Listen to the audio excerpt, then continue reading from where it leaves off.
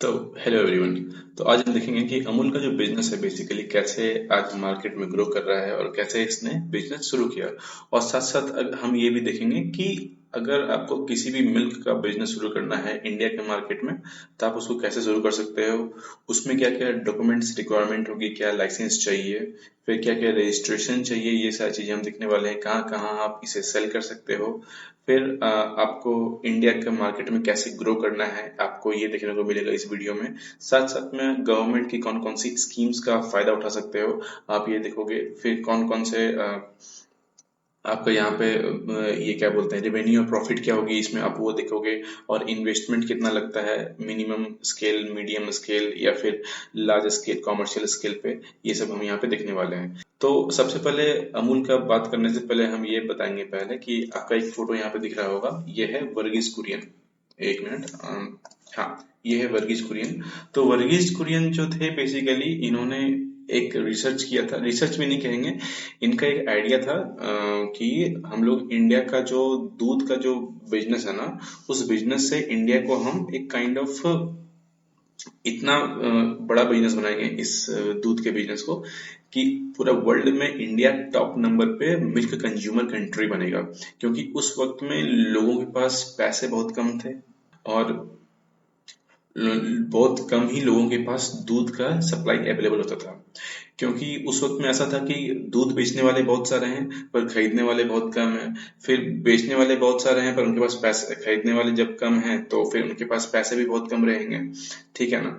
तो ये जो गैप है ना, उनको ये खत्म किया। इन्होंने क्या किया कि जो भी मिल्क सेलर जो पर्सन थे तो उनको ऐसा उनसे बात करके शहर में जो भी जिनको दूध का रिक्वायरमेंट था उनको और इनके बीच का दूरी जो था, उनके बीच की दूरी थी, उसको खत्म किया। अब इसमें इन्होंने ये कैसे किया कि कोऑपरेटिव सोसाइटी बनाई इन्होंने, और कोऑपरेटिव सोसाइटी से एक यूनियन बनाया इन्होंने, और उस यूनियन का मतलब कि जो ग्वालों का यूनियन था उस यूनियन को बना के सबको अलग अलग जगह पे जाके सेल करना शुरू किया, ठीक है ना। ये आइडिया इनका था, बस शुरुआत किसने किया, शुरुआत अमूल ने किया, ठीक है। अमूल ऑलमोस्ट अभी से 1950s के दशक में, ठीक है ना, तब से ये शुरू हुआ और उसके बाद धीरे धीरे ये इंडिया में बढ़ा। तो सबसे पहले देखते हैं कि ये शुरू कैसे हुआ, वो हम देखते हैं। हाँ, इसका बिजनेस शुरू करने के लिए आप इंडिया में अभी के टाइम में कैसे शुरू कर सकते हो, ठीक है। तो सबसे पहले इसका रजिस्ट्रेशन और स्ट्रक्चर क्या क्या है वो देखते हैं। तो आप बिजनेस शुरू कर रहे हो, इसका तो उद्यम या एमएसएमई रजिस्ट्रेशन का सर्टिफिकेट चाहिए होगा आपको, जो फ्री होता है। आप आराम से इसको बना सकते हो, इसमें आप गवर्नमेंट स्कीम्स वगैरह का लाभ उठा सकते हो अगर आप ये उद्यम रजिस्ट्रेशन करवाते हो तो। फिर एफएसएसएआई लाइसेंस है। एफएसएसएआई लाइसेंस क्या है, आप कोई भी फूड प्रोडक्ट बनाते हो, डायरी प्रोडक्ट है ये तो फूड प्रोडक्ट ही हो गया ये, तो वहां पे आपको ये जरूरत पड़ेगी। कोऑपरेटिव सोसाइटी या एफपीओ रजिस्ट्रेशन, अगर जिस तरह अमूल ने किया था कि एक कोऑपरेटिव सोसाइटी बना करके, मतलब कि जितने भी दूध के प्रोड्यूसर थे उनका एक कोऑपरेटिव सोसाइटी बना दिया, मतलब एक उनका संगठन बना दिया और उस संगठन से सब जगह बेचना शुरू किया, ठीक है ना। तो ये कोऑपरेटिव सोसाइटी बना करके भी आप शुरू कर सकते हो अगर आप चाहो तो, ठीक है। फिर जीएसटी रजिस्ट्रेशन की बात करें तो अगर आप 40 लाख से ऊपर का अगर आप टर्नओवर कर रहे हो तो फिर आपको जीएसटी की रजिस्ट्रेशन चाहिए होगी, ठीक है। बी टू बी कर रहे हो यानी ऑनलाइन सेल कर रहे हो तो फिर आपको वहां पे जीएसटी चाहिए होगी, ठीक है। एक बीआईएस सर्टिफिकेशन होता है, अगर आप ये सर्टिफिकेट लेते हो तो इससे समझ में आता है कि आपकी जो दूध की जो क्वांटिटी है, आपकी जो दूध की क्वालिटी है वो बहुत ही बेटर है। अगर आप ये लोगे तो टेस्टिंग वगैरह इसमें होती है तो आपका वो चेक किया जाता है, फिर आपको एक सर्टिफिकेट मिलती है इसकी तरफ से, ठीक है। फिर कोल्ड चेन कंप्लायंस है, आप चाहो तो अपना एक चेन बना सकते हो कि हाँ मेरा यहाँ यहाँ फैक्ट्री सेटअप है और मैं इसी जगह पे सेल कर रहा हूँ, ऐसे करके। फिर आपको एक बैंक अकाउंट चाहिए होगा, उद्यम और एफएसएसएआई से आपका बैंक अकाउंट बन जाएगा, ठीक है। अब थोड़ा गवर्नमेंट स्कीम्स के बारे में देख लेते हैं। तो एनपीडीडी है, ये क्या है कि आपको डायरी कोऑपरेटिव अगर कोई कहीं आप बना रहे हो, वही संगठन बना रहे हो बेचने के लिए, तो फिर वहां पे आपको ये हेल्प करता है, ठीक है। डीईडीएस है, ये आपको सब्सिडी प्रोवाइड करती है, अगर आपका डेयरी प्रोसेसिंग यूनिट है छोटा सा तो वहां पे आपको ये मनी प्रोवाइड करती है लोन के रूप में, ठीक है। फिर पीएमईजीपी है, ये आपको लोन देती है 50 लाख तक का, जिसमें 35% सब्सिडी मिलती है, ठीक है। नाबार्ड डायरी फाइनेंसिंग हो गया, यहाँ पे आपका क्या है कि डेयरी कोऑपरेटिव के लिए आपको पैसे मिलते हैं, ये पैसे देते हैं आपको, ठीक है। फिर एएचआईडीएफ है, जो आपको ऐसा इंटरेस्ट सपोर्ट मतलब करता है, मतलब लोन्स बेसिकली आपको देता है, और डेयरी जितना भी आप सेल कर रहे हो उसके तौर पे, ठीक है। फिर आप ये स्टेट डायरी डिपार्टमेंट के जरिए आप अप्लाई कर सकते हो, या एनडीडीबी रीजनल ऑफिस जो भी है वहां से आप अप्लाई कर सकते हो, ठीक है। अब हम आगे देखते हैं।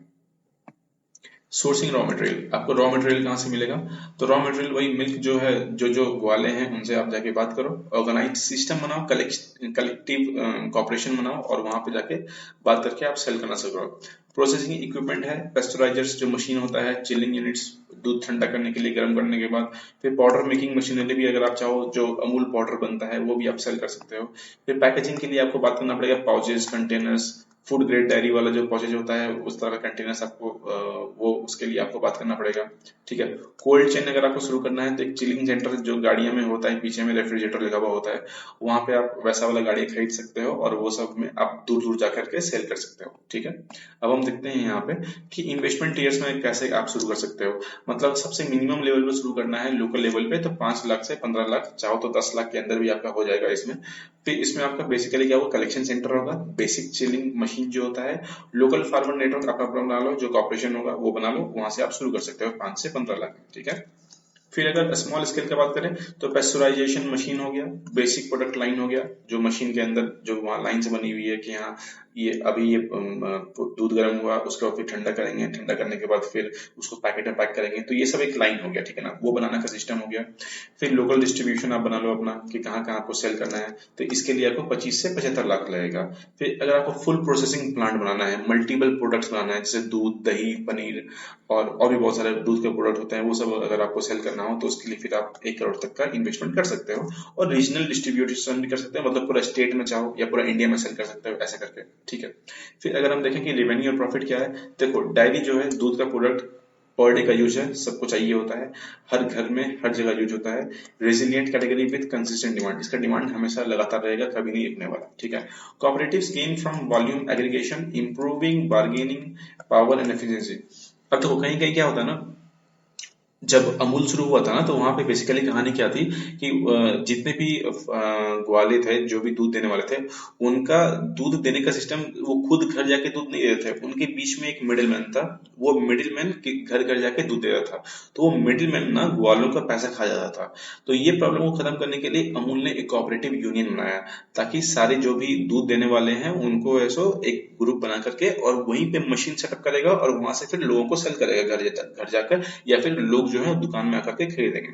तो ये सेटअप वहां बनाया। तो वो ये कह रहा है कि अगर आप कॉपरेटिव बना लेते हो तो वहां से वॉल्यूम का एग्रीगेशन ऑटोमेटिक होगा, मतलब बहुत सारे दूध आपके पास आएंगे, और जब ये बहुत सारे दूध आपके पास आएंगे तो आपके पास पावर, बार्गेनिंग का जो पावर है वो आपके पास ही रहेगा। लेकिन जो फार्मर है, जो ग्वाले हैं, उनको दिक्कत नहीं होगा। ठीक है, क्योंकि उनकी एफिशिएंसी के साथ आप मैच कर रहे हो, तो आप वो जितना दूध बेच रहा है आप उतने उसे पैसा दे रहे हो। ठीक है, बस आप 1-2 रुपए बढ़ा रहे हो आपका जो ऑपरेशनल कॉस्ट है उसका, बस। ठीक है ना। फिर स्मॉल यूनिट का अगर हम प्रॉफिट का बात करें, अगर 5 लाख से 15 लाख शुरू करते हो तो 50,000 से 1.5 लाख पर मंथ आप इसमें कमा सकते हो। अमूल का जो मैसिव स्केल जो है, एक साथ जो उसने शुरुआत से 1-2 यूनिट से शुरू किया था, फिर धीरे धीरे स्केल किया था, आप वहां से भी सीख सकते हो कि long term potential of a farmer own, मतलब कि जो भी सारे कॉपरेटिव थे, फार्मर्स थे उसमें, उसको सब वही सब लोग ओन कर रहे थे उस चीज को, और उससे ट्रस्ट बेस्ड मॉडल बना और वहां से धीरे धीरे पूरी दुनिया में ये फैल गया। ठीक है, तो ये सिस्टम था वहां पे।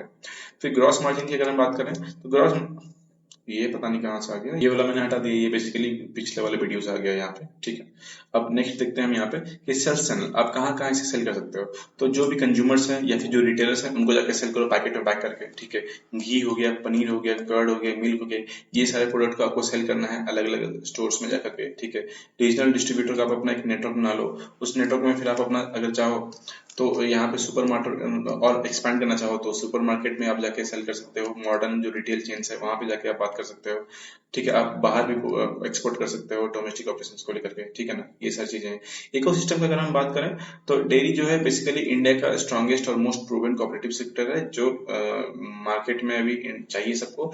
और लार्जेस्ट मिल्क प्रोड्यूसर जो बेसिकली अमूल है, वो अभी दुनिया का सबसे बड़ा one of the largest milk producer बन चुका है।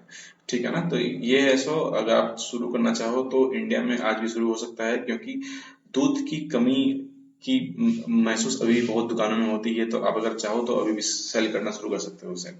अब अमूल का स्टोरी को अगर हम लेके चले तो जितने भी फार्मर्स थे ये सारे, तो फार्मर्स को बेसिकली मिडिल मैन का जो अनफेयर एडवांटेज मिल रहा था उसको दूर करने के लिए अमूल ने सबका कोऑपरेटिव यूनियन बनाया और उस यूनियन से फिर इन्होंने इस बिजनेस को खड़ा किया। ठीक है।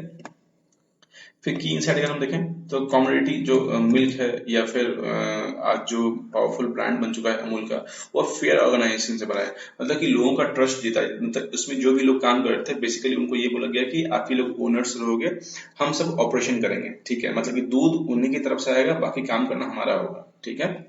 चलो नेक्स्ट देखते हैं कि अगर हमें इंडिया में भी ये शुरू करना हो और ग्रो करना हो इस बिजनेस को, तो हम कैसे शुरू कर सकते हैं। तो पहले एक सप्लाई चेन का गैप फाइंड करो कि कहाँ कहाँ आपको लगती है कि हाँ यहाँ यहाँ दूध की जरूरत है, या फिर कौन कौन से रिटेल मार्केट में जरूरत पड़ेगी इसकी।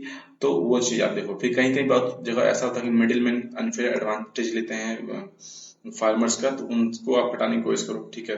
Start with a collection unit, मतलब कि आप छोटा सा शुरू करो, लोगों को बोलो जो दूध देते हैं कि आप हमें आके दूध दो, मैं आपसे दूध कर दूंगा। फिर टेक्निकल एक्सपर्टाइज है, उनसे मिलो और उनको बोलो कि दूध का जो क्वालिटी क्वांटिटी जो भी है वो मेंटेन करके रखने के लिए, ताकि आपका जो सिस्टम है वो अच्छे से बना हुआ रहे, ठीक है ना, ताकि आपका जो बिजनेस है अच्छा सा चले, ठीक है।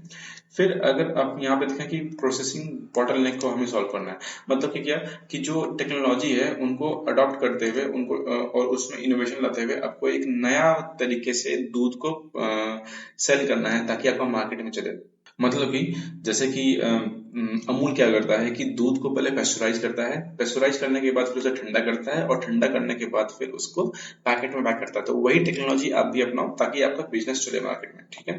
फिर बिल्ड अ ट्रांसपेरेंट गवर्नेंस। अब ये कह रहा है कि farmers own it, representatives govern it और प्रोफेशनल्स मैनेज। मतलब कि वही हो गया कि इसमें जो बेसिकली कमाई होगी फार्मर्स की होगी जितने वो सेल कर रहे हैं, ठीक है, उसके हिसाब से। यहाँ पे कुछ कुछ उन फार्मर्स के कुछ हेड होंगे जो इसको कंट्रोल कर रहे होंगे, ठीक है। और तीसरा क्या होगा, जो प्रोफेशनल्स हैं, मतलब कि जो क्वांटिटी क्वालिटी मेजरमेंट ये सब जो चलता है, फिर ऑपरेशन जो होता है इन सब चीजों का, तो उसके जो प्रोफेशनल्स मैनेज कर रहे हैं उसके लिए ये सारे चलाएंगे, ठीक है ना। मतलब कि फार्मर्स इसको कंट्रोल करेंगे और प्रोफेशनल्स इसको मैनेज करेंगे, ठीक है। फिर expand the reason, expand it reason by reason. मतलब कि ठीक है, आपने पहले एक शहर से शुरू किया, फिर डिस्ट्रिक्ट, उसके बाद फिर पूरा एक स्टेट, फिर उसके बाद पूरा नेशन, तो आप ऐसे शुरू कर सकते हो। फिर unified market as you scale. मतलब यही है कि create a federation to build one strong and unified brand. मतलब कि अब आपको एक ग्रुप ऐसा बनाना है कि एक आपका स्ट्रॉन्ग ब्रांड बने और एक नाम बने उस चीज का, ठीक है ना। थिंक बियॉन्ड द प्रोडक्ट, मतलब कि आपको रीजनल मॉडल से लेकर के आपको पूरा इंटायर डेयरी इकोसिस्टम में कंट्रोल करना है, ठीक है ना। मतलब एक छोटा मॉडल लेकर नहीं चलना है, आपको जो भी लेकर चलना है वो एकदम बड़ा मॉडल होना चाहिए, ठीक है ना, ताकि आप लॉन्ग टर्म में अच्छा खेल सको इस बिजनेस में। नेक्स्ट आइडिया है बिजनेस का, वो हम कल लिखने वाले हैं। बाय।